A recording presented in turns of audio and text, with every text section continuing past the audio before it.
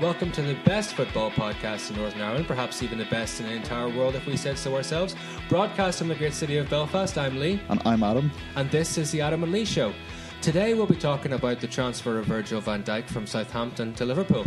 Yeah, and Mark Hughes' position at Stoke after a series of poor results in the lead up to Christmas. And Manchester United's interesting results as of late.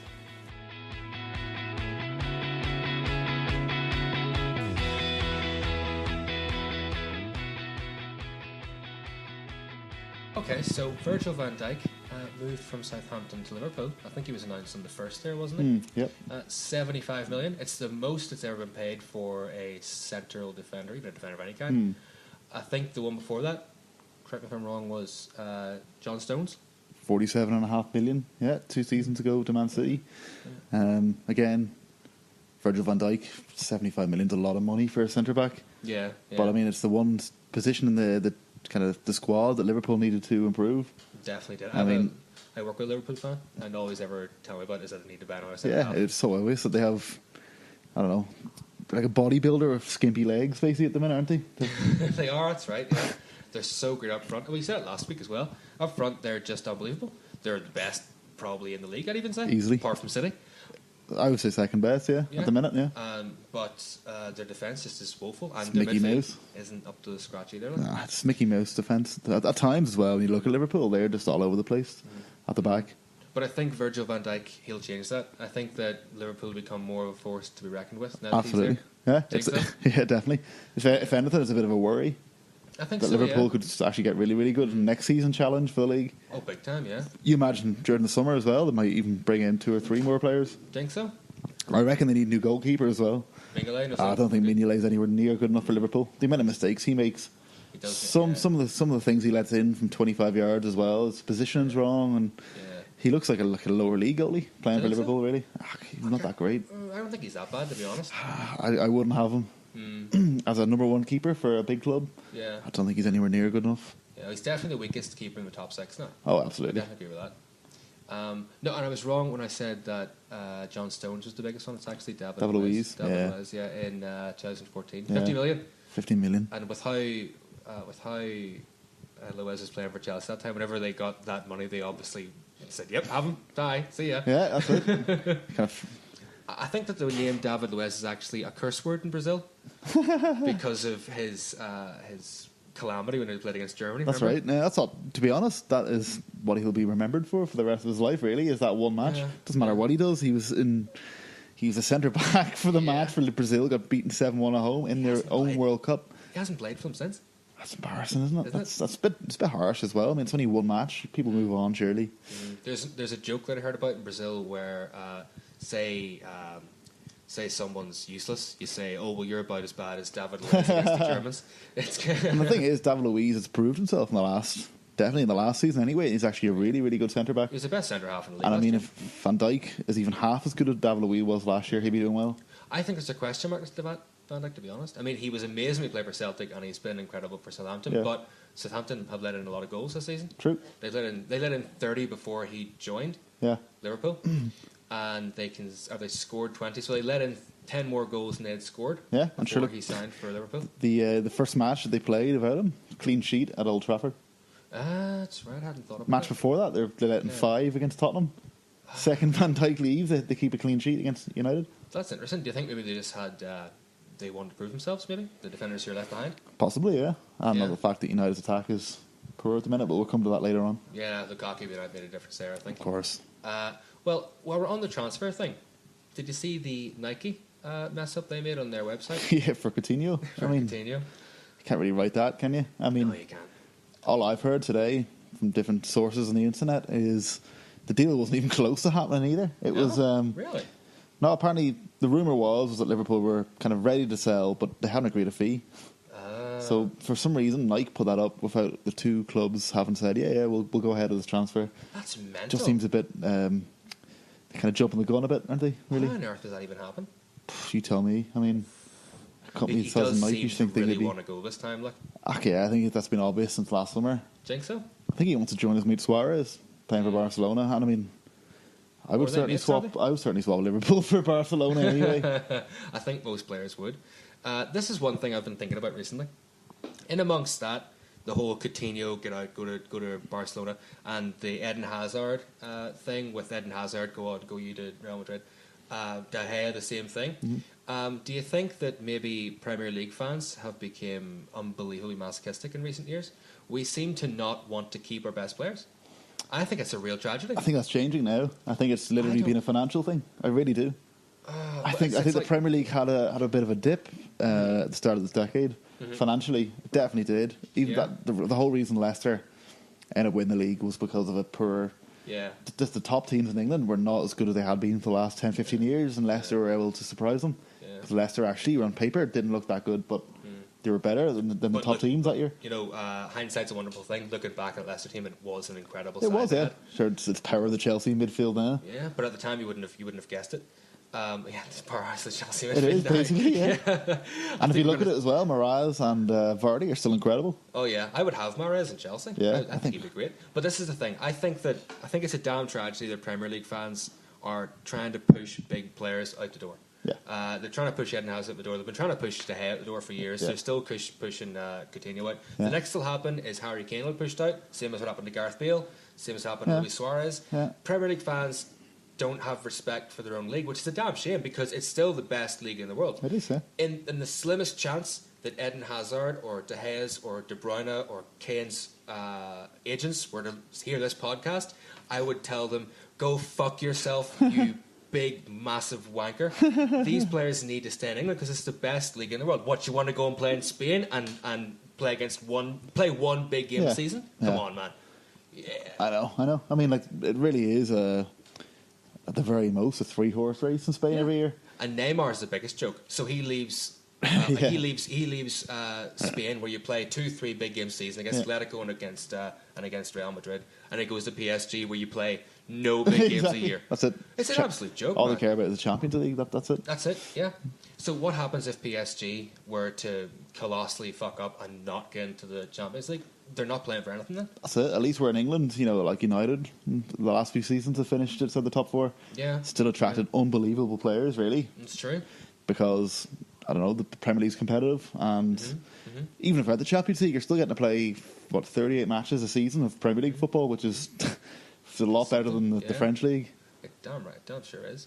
The thing about Van Dijk is, I think I personally think that 75 million is quite a lot. I think it's too much for a centre half. It is, but that's the way it's going these days, isn't it? Like, I mean, you'll see next year there'll be a 100 million defender in no time. Do you think so, really? That's the way it goes. I mean, when you look back, Rio Ferdinand. Yeah. Rio Ferdinand was the most expensive defender up until probably David Luiz, and he was 30 million.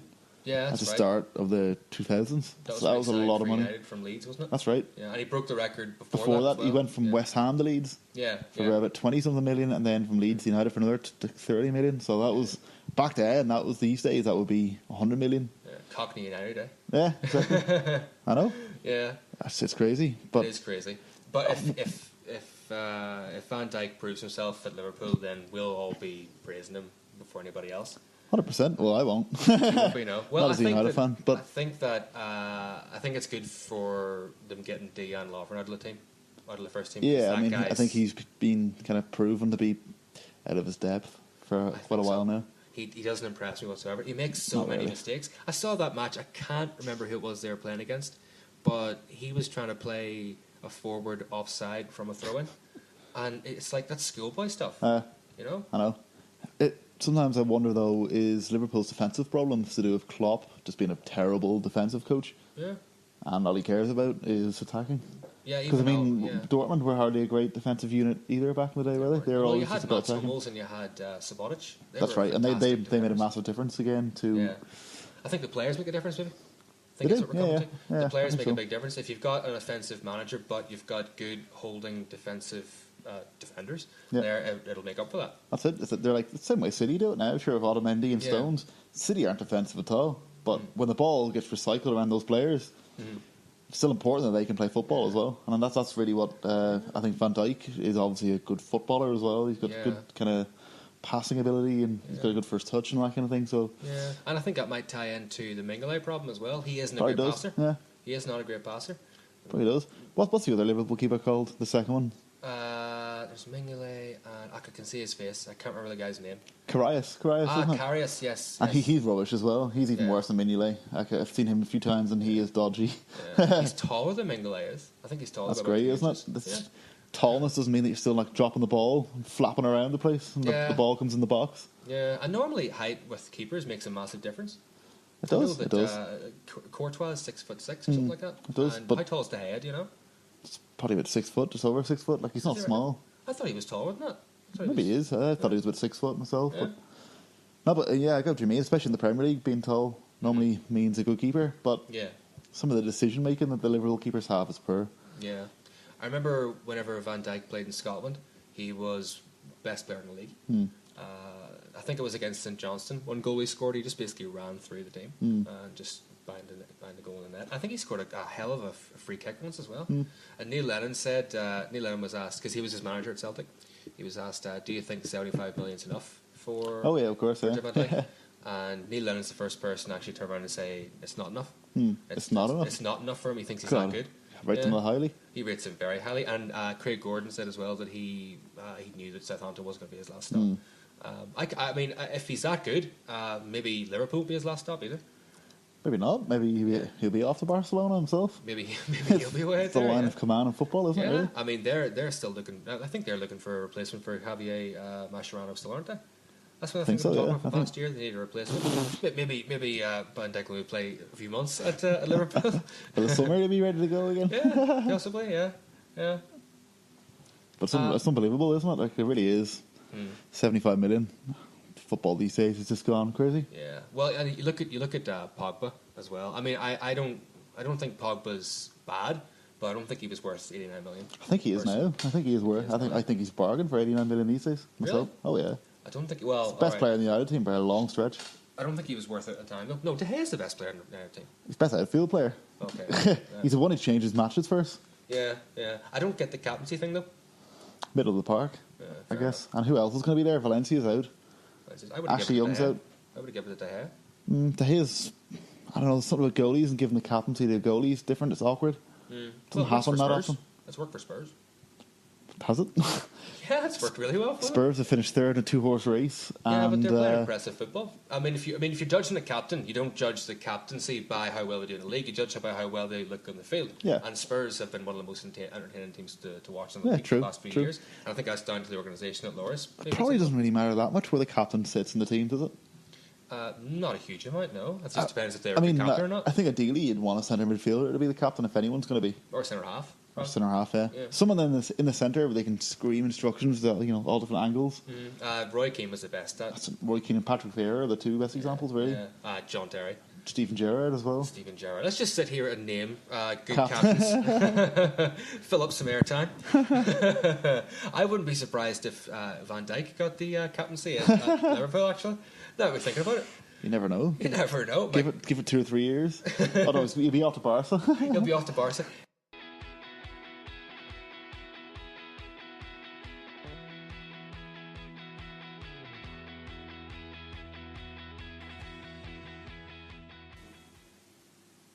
So what do you think about Mark Hughes, Adam? He's had a poor record recently. He has, yeah. I mean, over Christmas it's been pretty rubbish, hasn't it? Let me just check here. He was beaten 1-0 by Newcastle there on New Year's Day. Yeah, he was booed off the pitch. Booed off the pitch, I heard about that, yeah. Which is tragic. Because, I mean, that Newcastle team this year are pretty poor as well, so losing home to them is... That's a relegation scrap, that. It really is. Beaten 5-0 by Chelsea. I think they rolled over for that match, to be honest. Yeah, and, I mean... 5-0's 5-0, but you still don't want to be losing 5-0 to Chelsea in any stage of the season, really. You can't argue that they deserved to win. That's it. And then before that, they drew 1-1 with Huddersfield. Now, they were on a bad run of form there before that. I think they lost 3 games in the trot. I mean, come up to Christmas, they lost to Tottenham, didn't they? Yeah. And there was someone else they lost to a 3-0 away to someone. It was Liverpool. Liverpool, yeah. So, I mean, they have had a hard run. Let's give them a little bit of credit. Yeah. The matches are hardly easy. Chelsea, Liverpool, Tottenham. He's managed an average of 1 game, 1 win per month in the past year and a half or something like that. Yeah, which is quite low. I mean, which is really low, yeah. That is bottom of the table, kind of fodder. My personal opinion on Mark Hughes is, he was a great player. He played for some big teams: Bayern Munich, United, Chelsea, Barcelona. Played for a lot of big teams. But I think as a manager, he's living off of past successes, big time. Yeah, I would agree with that. He was great at Blackburn. Yeah. Mind you, they played some really dirty football. They beat United twice in 2005 and 2006. And they got 5th place, if I remember correctly. That season. I remember them being in the mix with Tottenham and Arsenal for 4th place. No, it wouldn't have been Spurs back then. It would have been Everton. I think it was the year. I think it was the year that Tottenham got food poisoning on the last day of the season. Oh, really? And Arsenal snuck in. Yeah. Okay. Right. There was like an Arsenal chef or something in the Tottenham hotel. Classic Tottenham. Well, I think that's him living off his past successes there at Blackburn, and then he obviously went to City after that, Man City. Yeah, and obviously he got caught up in the billionaire kind of parade going on there. No, he signed Vincent Kompany before. He did before they got bought over. He signed Tevez from United as well. If you remember the derby where United won 4-3 and Michael Owen scored in the last minute. Yes, yeah. Mark Hughes was the one who was very upset on the touchline, kind of wondering where the 7 minutes out of time came from. Yeah. I think he lasted about half a season with the kind of Arab oil money, and then they got rid of him. He was sacked in December. That's right. I think they actually sacked him during a match. You know that? Yes. I heard that. And he had to manage the rest of the match. That's right. But at half time, he knew he was getting sacked. Fuck, that's bad. And they won 4-3. Yeah. It's very bad, isn't it? Very bad crack. And before that, he managed Wales, I believe. That was his very first job, yeah. Yeah, before Blackburn, he managed Wales. That's it. And he obviously had that horrendous spell at Queen's Park Rangers, where I think they lost like 10 matches in a row to start the season or something one year. I think he sent them into a real downward spiral. He did, but at the same time, I think the funding was so bad there, wasn't it? That I don't think any manager could have saved them. Because I think they got bought over, didn't they? They got bought over last season. Was that the guy who owns Malaysian Airlines or something? I'm not sure about that one. Tony Fernandez is his name or something? I think his name is. He owns QPR. I remember them buying Rio Ferdinand and that kind of thing. Right, okay. Oh, yeah, that's right. So they tried to invest. They actually bought John Terry, didn't they? Or am I thinking that's Aston Villa? No, that's Aston Villa. Yeah. But they didn't buy him. His contract was out.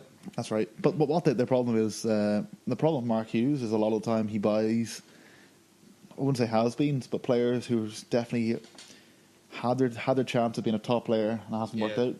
I mean, that Stoke team at the minute is stuck with people like Bojan. Remember Bojan? Yeah, yeah. He used to play for Barcelona. Yeah, that's right. Once upon a time. The last time I watched Stoke, Bojan was playing. Yeah. He was playing against Chelsea there. I mean, I think that going out to that Chelsea game, he was expecting a loss. And he didn't. Tactically, it looked like he was rolling over. I think that realistically, he was hoping to just accept defeat there. If he get a draw, he get a draw. That's it. But then go and beat Newcastle. But he lost to Newcastle, so it really fell on deaf ears. Did he make a lot of changes for the Chelsea match? I think he made 5 or 6 changes. Yeah, so I mean to do that and then go and lose at home to Newcastle, who are struggling themselves and are one of the worst squads in the league.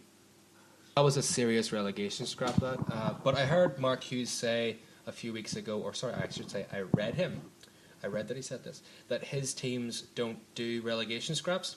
Mark Hughes said that? Yeah, Mark Hughes said that. Now, historically, all right, he's correct, but... Because his teams either lose every match or like are mid-table. Yeah. I mean, historically, all right, he's correct, but reality check, you're in a relegation scrap now. Yeah, exactly. Sorry. Exactly. And I think maybe the mentality there was trying to gear his own players up, sort of in a Jose Mourinho style, like we're bigger than this. There's a conspiracy against us. Yeah. I don't think that does any favours. Don't think so? Especially when you're at the bottom and your confidence is already rock bottom. There's no point lying to yourself. Hearing your manager come out with excuse after excuse surely can't do any favours. Yeah. That's kind of the fashion in Premier League now. It is. Sure, there's Pep Guardiola complaining about the number of matches, and Jose Mourinho basically accusing the FA of nepotism or something like that, of corruption. It's to take the blame away from the players. It's to take the kind of the attention away from them. Yeah, it's an easy thing to do because then the press also then are talking about that rather than Stoke are have lost 17 matches in a row, which they haven't. But you know what I mean? Yeah, I know. But the thing about it is, really, shouldn't managers just be focusing on getting their players ready for the next match? I mean, why is there so much importance placed on the media? It's mental to me. Because money rules football, and the media is money, isn't it? Really, that's at the end of the day. There's no media, no one's paying to watch it. The media is what sells it all to us. That's true. Now, As we sit looking at the best Chelsea goals of last season. Yeah, we're watching the best Chelsea goals on Adam's television here from last season. And me as a Chelsea fan, I quite enjoy it. Drogba, obviously.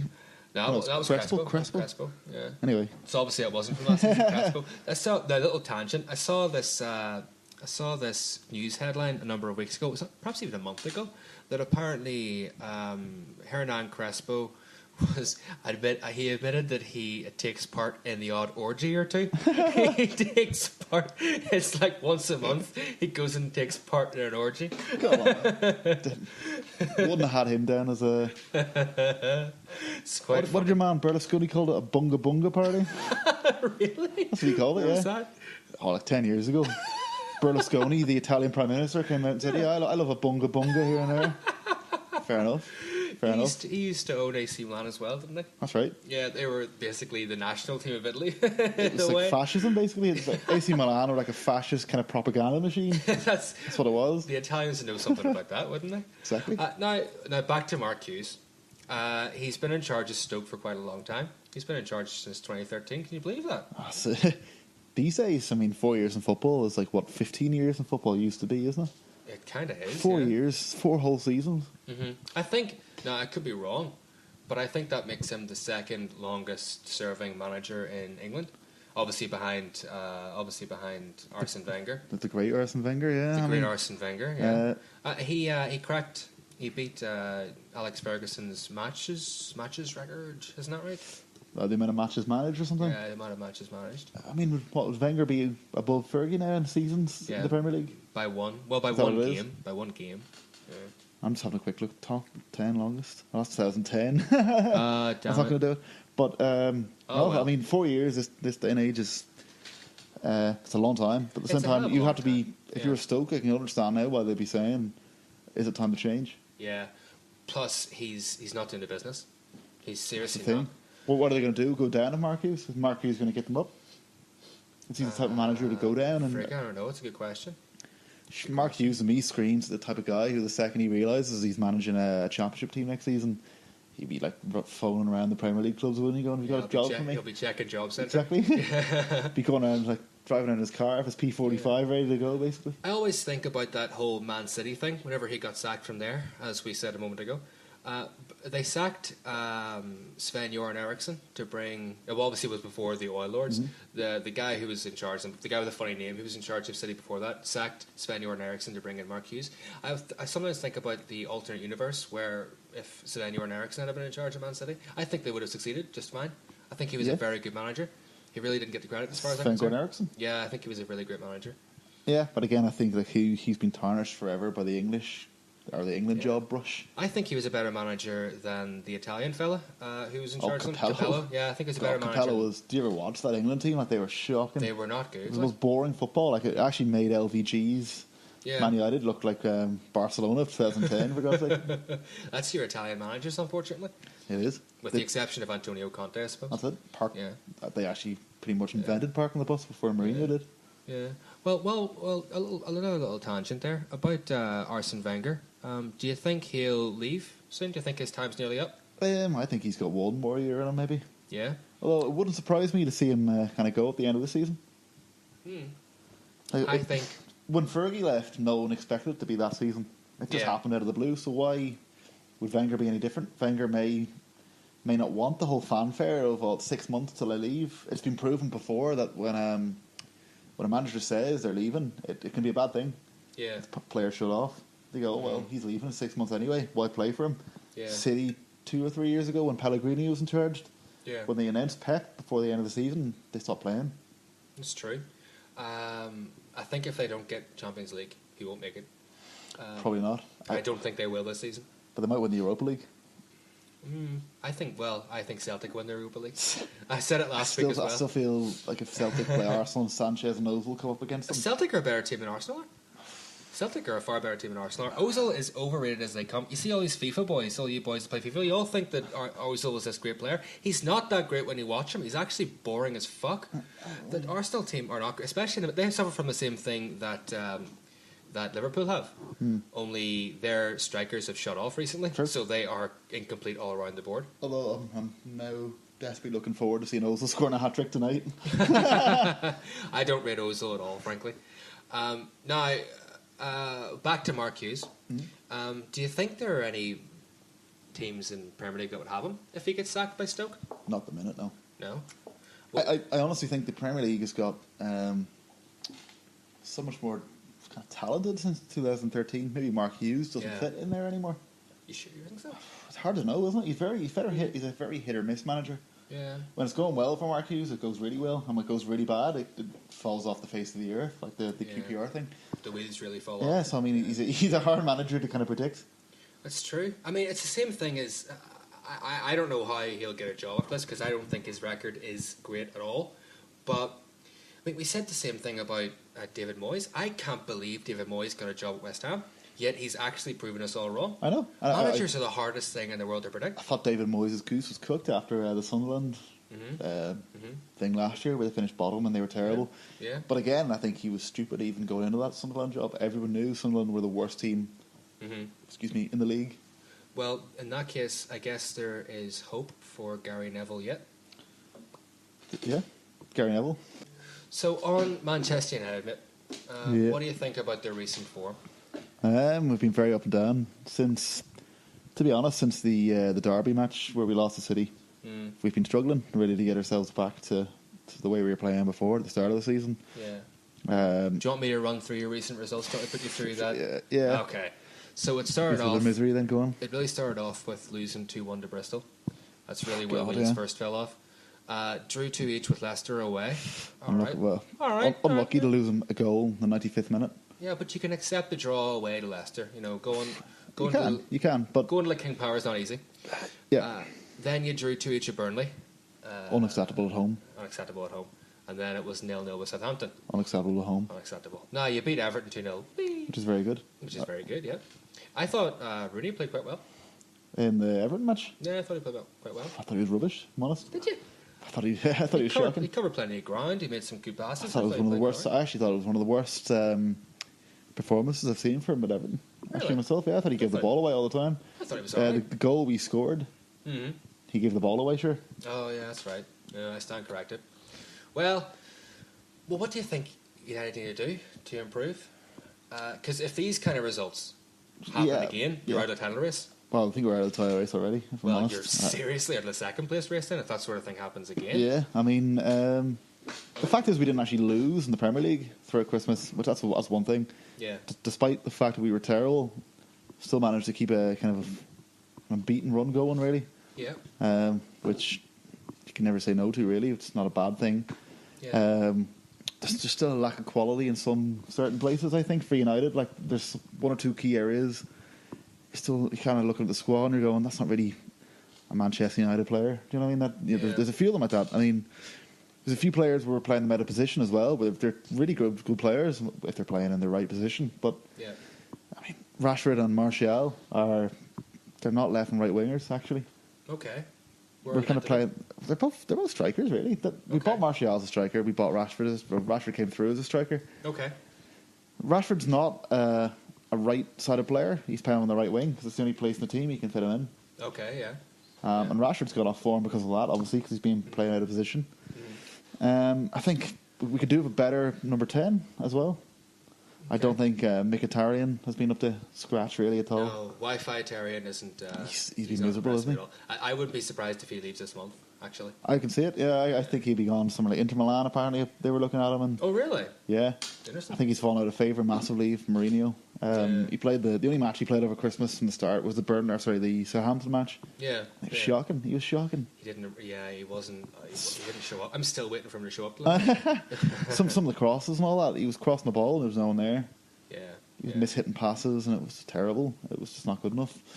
Well, there's one silver lining, which is like you still haven't lost at Old Trafford for quite a long time. Just the Man City one. Just the Man City, yeah. Aside from that, okay, I think you can forgive that one. We'll put that one aside. I don't think you can forgive losing the Man City as a Man United team. But whenever they're that good, I think you can.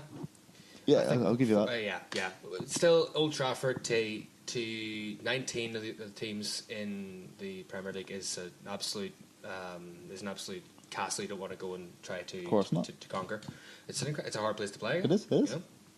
historically always been kind of a nightmare to go to. It's true, and Mourinho helps with that. He's always a big, That's it, yeah. he's always a big home Mourinho's player. kind of builds his success, doesn't he, on a strong home Absolutely. foundation. Kind of. Oh yeah. Did you see the thing Mourinho and Scholes had a wee bit of a kerfuffle? A little media kerfuffle, which isn't a real kerfuffle. But what do you think about that? What did he say, by the way? As far as I know, Scholes had a go at Pogba and just had a go at the team, the way they were playing in the Southampton match. Just not enough kind of creativity going forward. Pogba too deep.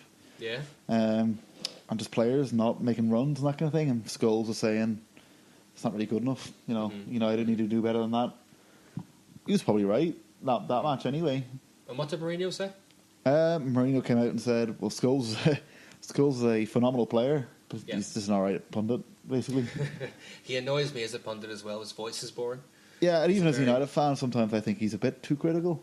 Yeah. I mean, sometimes he just needs to say, United are still rebuilding right now, which we are. He doesn't like the defensive turn they've taken. He was out to get Mourinho since he was appointed. Of course, yeah. But you know what? He was out to get LVG as well, and he was out to get David Moyes before him. Paul Scholes will be out to get anyone who's the United manager who isn't called Alex Ferguson. I'm serious. That's the way he seems to be. He's a proper traditionalist. Yeah. But football doesn't have time for like that kind of tradition. Do you know what I mean? Like, yeah, he's a real things move on. Isn't he? Yeah. He wants to rebuild the old box. I reckon that Carlo Ancelotti would have been a great manager if he had managed United. He still might in the future. You never know. He still might. Yeah. I can't see Mourinho being there forever. No, I couldn't see him even being there next year. I think he will. I think he will be there for this contract myself. I think he'll get more money in the summer. Think so? Yeah, I've read a few things today. Just people are saying like he'll probably get a bit of money in the summer. Just kind of go and buy another 2 or 3 marquee signings. What more does he want, dude? I mean, we're still missing. There's still areas of the pitch where we can improve. We need a right winger. Simple as that. We went for Perisic in the summer from Inter Milan. Couldn't get him for whatever reason. So we need a right winger. We need a centre back as well. Sorry, not a centre back. We need a proper right back and left back. Okay. At the minute, we've got Antonio Valencia, who's fantastic. He's incredible. He's amazing. But he's still a makeshift right back. Okay. And Ashley Young, who's definitely a proper left back. Yeah. He's a makeshift left back. Yeah, he's meant to be an offensive player. Do you think Lukaku being injured and Ibrahimovic being injured is going to be a real hurdle? Of course it is. Yeah. I think he's going to go for Martial up top for the next couple of weeks anyway. Which do you think he'll beat Burnley? Or no, not Burnley. You think he'll beat Derby? I hope so. Yeah. Friday night as well. Yeah. Weird time for a match. You'd hope so. It's their last chance of a trophy this year, really, unless we win the Champions League. But again, I can't say it this year for United. I think United will do very well in the Champions League. I can see us getting the semis. I can see semis. Yeah, I think one English team will get to the semis. However, I still think it really depends on Man City, and if Man City kind of. I think City will win the Champions League. Do you? Yeah, who's better in Europe than them? It's hard to know. Champions League's weird though. PSG are great and all, but who are they playing? They're playing Mickey Mouse teams every week. That's true, but they have to go through Real Madrid anyway, which is difficult. Which, thank fuck for that. But that's one of them out. I just think that Champions League's so hard to predict. You never know. In the Champions League, park the bus tactics work a lot better in the Champions League and stuff like that. And yeah, a few teams have proven that in the past. Mourinho teams, Porto Inter. I think United Matteo teams. That's it. Yeah. I really think Di Matteo, Gary Neville's orgasm and all that on telly. And the big fat Spanish waiter did it with Liverpool until the final where they scored 3 goals in the second half. That's right. Yeah. But I still remember that match even though I was a kid. It was incredible. It was a hell of a spectacle to see. I remember even the fact that I support United, still thinking, my God, just wanting Liverpool to actually get that 3rd goal, even though you shouldn't want that as a United fan ever. No. But it was still like deep down, you're like, it'd be amazing to see 3-0 to 3-all. Like that was incredible. Yeah. But I mean, in the old question of who's better, Scholes, Lampard, or Gerrard, we were having this conversation a little while ago in the pub bathroom, weren't we? We were. With that guy. That was hilarious. They thought different opinions from all sorts of people. Different opinions from all over. I mean, even as a Chelsea fan, I still think that Gerrard was the best out of the 3. Well, I would say Gerrard actually being 3rd for me. Really? Yeah. I think he was just such a great all-round player. He was the perfect midfielder. You're right. He was box to box. And I think it's actually unfair in a way to compare Scholes and Gerrard to Lampard. Lampard's quite a different player from them. I mean, the way I look at it is you could take Scholes Scholes. was an attacking midfielder, really. He was more of an all-rounder, I think. I mean, you could take Scholes and you could play him in centre half. And all right, he wouldn't be the best in the world, but he would do a good job. You could take Scholes. But he wouldn't, though, because he couldn't tackle. He would do all right. He could mark and he could. Scholes notorious. He had the worst tackle in the game. Yeah, I'm not saying he'd be a great defender, but he would at least be a decent one. Yeah. You could play him centre forward, and you'd have a great centre forward. Sure, look at Same goes for Gerrard. But with Lampard, you could play Lampard centre forward, and he'd be amazing. But you couldn't play him in the defence. No, he would have been. He of could not course. tackle. He couldn't intercept. Sure, look at the other really good midfielder, Michael Carrick. Yeah, he got moved back to centre back a lot, and he was excellent. That's true. Well, the other one that people always used to bring him was Fabregas. Fabregas. Yeah, but it's quite trendy these days, isn't it, to play a centre midfield at centre back? That's kind of a new thing in the last few years of football. Yeah, Michael Essien. Mascherano, Barcelona, obviously. Was well, he is. I think he's more of a centre half and a midfielder. He always looked out of place for me. He did play midfield for Liverpool, though, didn't he? Back in the day. He did, yeah. But he could jump around, which was good. What do you think about Lingard's form? He's incredible. He's just really coming into maturing now and really hitting his peak. He's 24 now. I remember Fergie, there was a quote in about 2011 or so. Fergie knew all along that he would. He knows everything all along. Exactly, he's a genius. Yeah. Wonder if he knows the nice lottery numbers. Who knows? But I'll tell you this: Lingard and Pogba were the team. They were in the team that won the Youth Cup for United in 2011. So yeah, it's all coming to fruition now. Like that's true. They must have been good.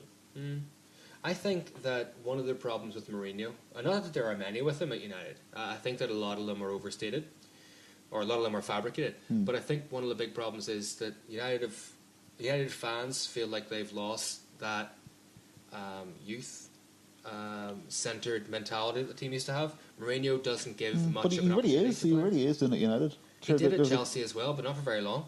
I think United's different, though. I think he gets sacked at United if he wasn't doing it. I think he has to. I think there's no way around it. United. What youth players have came through? Callum Gribben just played. He came on the bench there. 18-year-old fella just coming through. Was in the squad there the last match.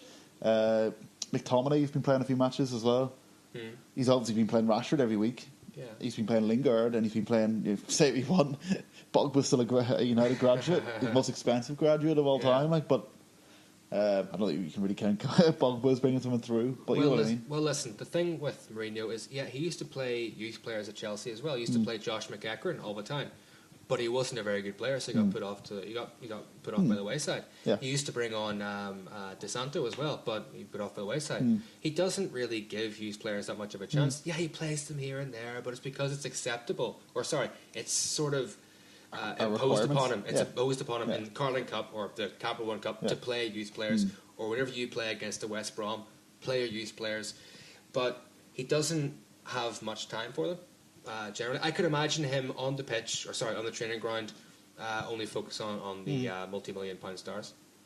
Yeah, it's hard to know really, because you're right. There hasn't been that many development players through. Yeah. Compared to the LVG era, if anything, most of the players that are playing now are because LVG brought them through. Yeah. Lingard and Rashford and all that was all LVG, wasn't it really? And you compare Jose to Alex Ferguson. I mean, Alex Ferguson, he wouldn't even need to buy a lot of players in the summer. But you still would have a lot of fresh young players, at least on the bench. Least on the bench coming in. The thing about Fergie, though, is he made average players unreal. Yeah. Players like, he had players like Tom Cleverley putting in league-winning midfield performances. It's true. Unheard of, really, since. Yeah. I mean, some of those United midfields in the last few years of Fergie's reign, Anderson and Cleverley, winning the league. Yeah. When you think about it, against that Man City midfield, like Silva and Yaya Toure and everything, how are they beating Man City? Anderson was a great player. I think he was underrated. He's all right. On his day, he's very, very hit or miss. Yeah, true. Very, very hit or miss. He would turn up some days and not be able to hit a pass. I'm not messing. It's true. It's true. I mean, do you think Lukaku's the guy to stay at United long term and score? Be the main centre forward and score goals. He's the main guy? It's hard to know. I mean, he's good and he's bad. He goes through patches where he just doesn't score enough goals. Then he'll bang in goal after goal for weeks and weeks and weeks, and he'll go through another barren spell. Yeah. But at the end of the season, he does clock up 30 goals a season. He does. Well, he did it with Everton. He did quite well with West Brom. He's on 19 goals this season already for United. He is incredible, but he isn't doing it against the big teams. No. So is it really? He goes hiding. If anything, he costs the City match. Sure. He did 2 assists. Two for assists. City. I know. What was he doing? Like trying to clear his lines twice and basically just hit Man City players in the box. Awful. So you think maybe it's a good idea to try and merge the likes of Martial and Lingard into that centre forward position? Maybe. I think Lingard's actually a very good attacking midfielder. I think that's where he kind of sits, and that's his best position. Yeah.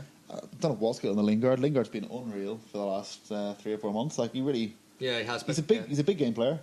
Always He really turns is. up with a wonder goal when He's he the needs it opposite. He's the opposite of Lukaku. That's in a it. way. Yeah. Sure. At the against who was it? The Burnley match. Yeah. He missed one on the line, Lingard. But yet scored a back heel and a goal in the 93rd minute. It was very Ronaldo-esque. It was. Yeah. I think Lingard's actually got a really good chance of establishing himself in the United team. I really do. But unfortunately, and I think that United team is, I mean, it doesn't need to be said, but they're an incredible team at the moment. And any other time, any other season, they would be challenging for the title. Of course. But unfortunately, City just look unbelievable. Yeah. I think that I think that City will have a little bit of a problem in the next month or two. I think the schedules might get to them. All right, they've got a hell lot of depth, but you've already got Pep Guardiola, who looks unbelievably frustrated. Yeah. With For a team that's like 15 points clear at the top of the league. He's still stressed. I mean, good problems to have and all that. Yeah. But he looks unbelievably stressed, and I think they'll drop points in Yeah. the next few months. Well, I mean, you as a Chelsea fan, as a United fan, we'd both be wanting City to drop, maybe even just get down to 8 points. Yeah, we should get off our knees. somewhat relevant. It would just make the league a little bit relevant again. It would. And it would. Now, that big grey thing outside with the tusks, that's irrelevant. Is it relevant? No, It's irrelevant. It's not relevant. Yeah. Do you think we've covered everything? I think so. Yeah. I think United basically very, very good team at the minute, but they're still 2 or 3 signings away from winning the league. So where do you think? So who would you like to see come into the team? That's the thing. They're talking about Dybala from Juventus at the minute. I haven't really seen him a Everyone's lot. talking about him. Yeah, that's what they're saying. United 140 million or something in the summer for him. Maybe Mkhitaryan goes the other way. Maybe that's what it is. Maybe, yeah, could make sense. Griezmann still is obviously choosing between Barca and United. Not a bad choice to have if you're a player. He's picked Barcelona, has he not? Though No, not necessarily. I thought he had made his decision. No, that's still going. Yeah, I think it's come down though to Barcelona or United. I don't pay a whole lot of attention to transfer rumours. They No, tend to be they tend to be incredibly unreliable. The Griezmann one's been around for a long time though, because he was meant to sign for United last summer, and then Atletico got the transfer ban. Yeah. So I think Barcelona are kind of obviously throwing a spanner into the works a little bit. Yeah. So it's 50-50 whether he goes to Barca or goes to United. I mean, Number 7 sitting free at United for a big player like that. The United 7's always been a legendary shirt. Who was the last 7? Oh, it was Di Maria, wasn't it? Yeah, he was a flop. We'll not mention that. And it was also Memphis. Oh, Memphis, yeah. He was a disaster as Where well. did he go to? Lyon in France. Oh, yeah, that's right. I don't think he's doing that well. Like he's average. He was meant to be like this world-shatteringly great I know. winger. I know. I It's a real remember. shame. Yeah. Didn't he score in his first game or something? Wasn't he good when he first came? He started off well, yeah, and he'd scored 30 goals in the Dutch league before that, so it was a massive disappointment. Okay. He's just another one. A lot of LVG signings were woeful, to be honest. Like Di Maria obviously being the Di epitome Maria, of that. Falcao, Falcao. which you all know Chelsea too well. had him as well. You Yeah. took him after us, you idiots. Well, we took a risk. You just seen him like literally limping around the pitch for like a whole year at United, and I we took him on. think we got him basically for nothing. His Yeah. wages were paid for us and everything. That's right. It's worth a chance. It's like Pato. Remember Pato? Yeah. I'd have him back in any day. I love having a player who doesn't do anything at Chelsea. Yeah. Yeah, Chelsea have a history of that. They used to have a centre half called Wilson Bogard. Remember him? That's In right. the early 90s. Yeah, like a token player, basically. He got paid a lot of money to do nothing. That's right. Yeah. But what do you think then about Chelsea? Do you think Chelsea are Well, it depends. battling United for second place? It depends how this Arsenal match goes. That's it. Okay, so for anyone who's listening, we're recording this a moment before the Arsenal match, Chelsea match kicks off in 15 minutes. Yeah, I can look at Theo Walcott warming up here. So we'll tell you what. How about this? What's your prediction for this match? this match, Yeah. probably. Who's at home again? Arsenal are home. Arsenal at home. Yeah. Draw 1-0, It's gonna be a draw. 2-2 maybe. All right. I'm not going to make a prediction because I have no clue. Arsenal, I think they're missing a few players. Are they? But Chelsea's form against Arsenal isn't great. Also, Arsenal's form hasn't been great. They've been drawing a lot of games.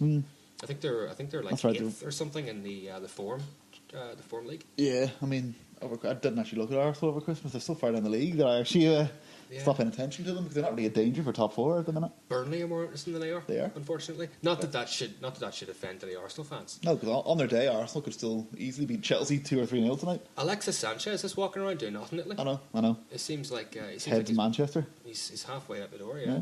What was that? What was that one I saw on Twitter the other day? Paddy Power wrote as Gabriel Jesus comes off injured. Alexis Sanchez sends Pep Guardiola a YouTube video of his goals. It's very true, isn't it? I read earlier on there that City can get Sanchez for 25 million right now. 25 million? If you take Alexis Sanchez for 25 million, wouldn't you? Yeah, big time. Because apparently he's going to go for free anyway in January or in the summer. So they're thinking, with Gabriel Jesus injured, will we not just take him now for 25 million? Who else are we going to get right now for 25 million? It's better than Alexis Sanchez. There's no one for 25 million. Well, given his form, I don't know. It makes it more complicated. True. I think that at the moment he's utterly woeful. Actually, I think at this moment in time, there isn't a single Arsenal player I would put into a Chelsea team. Not a single one. Probably not. No, Arsenal are a bit of a weird apart from club. Petr Cech. You still wouldn't get in your team now, though. No, you probably wouldn't. Arsenal are in a strange kind of position right now, though, waiting for Wenger to leave, and that's really it. I think so. I think so. Yeah. I think you'll see Arsenal invest a lot of money when Wenger leaves. I mean, how long have you been hearing Arsenal fans talk about Wenger out? Not Wenger, but the owner as well. Kroenke. Kroenke. Kroenke. Oh, years. Probably this whole decade, really. Arsenal fans have been unhappy, haven't they? Yeah, they have been. But they had a 9-year trophy drought until the FA Cup. That's right. They won the FA Cup 3 times in the last 4 years. That's right, yeah. So you really have to say how much the FA Cup means or not anymore. Like it's not as big a deal as it used to be. I don't think it's a good measuring stick anymore for saying, oh, that was successful. I still like the FA Cup. I think it's still a great competition. It is. It's still really good to watch. And it's still fun. The novelty of it is great. And it's huge to win. Any team that wins the FA Cup knows they've won something huge. Mind you, obviously for the bragging rights of it all, if your team, like whenever LVG won the FA Cup with Manchester United, they were still a little bit of a laughing stock for some reason. That's it. But I still think it's a huge victory.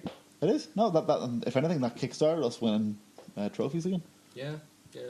That was the first trophy since Fergie left, so it was important. Yeah. So really, United should be looking at the FA Cup this year and thinking, I want this. Probably our best chance of a trophy. Probably is.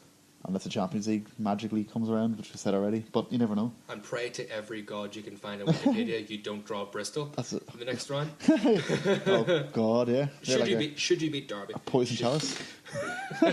Should we beat Derby? You never know these days. I think that'll do us. Yeah, this week, Adam. Yeah. We'll go off and watch this match now. Eh? We'll go off and watch this Arsenal-Chelsea match. We're going to watch this match. Thank you very much for listening. Excellent. This has been the Adam and Lee Show. Stay tuned for more episodes in the future. Yep, stay tuned. Goodbye.